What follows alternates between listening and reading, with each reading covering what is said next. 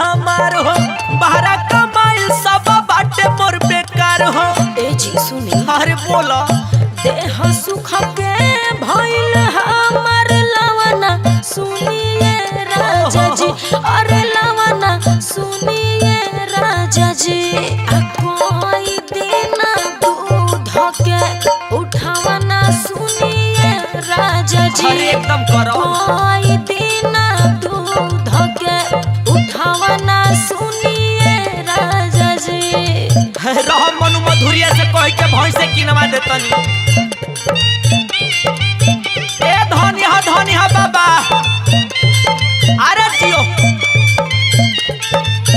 हाय हाय हाय हाय ओ हो अरे बनल है अरविंद जी।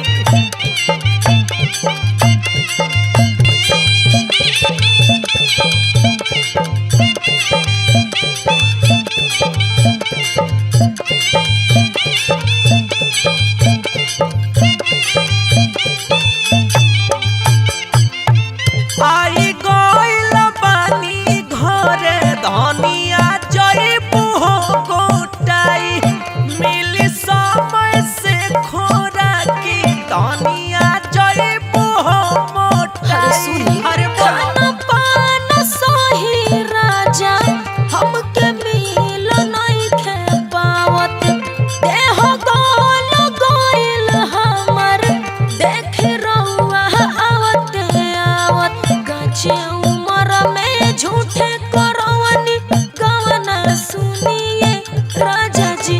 अरे गवना सुनिए राजा जी कोई दिन दूध के उठावना सुनिए राजा जी।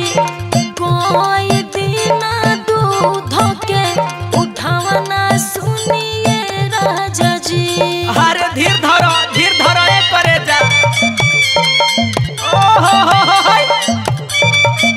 अरे सबके जोड़ा नहीं खे मनु मधुरिया भाई बड़ा रह।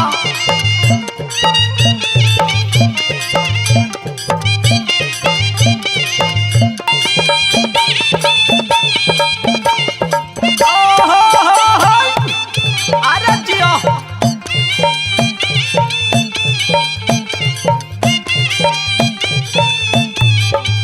छोड़ चिंता फिक्र रनिया या बता देहिया पौधियान हम करब इंतजार रनिया हो खेत बिहान। ए जी अरे कह होई गइल देखी हमारो देहिया के झूला राजा अभिषेक प्रिय न मानब अब करब हम हुला। अरे ऐसे मत करो। बाटे एगो खेलवना सुनिए राजा जी खेलवना सुनिए राजा जी कोई दिन दूध के उठावना सुनिए राजा जी। कोई दिन दूध के उठावना सुनिए राजा जी।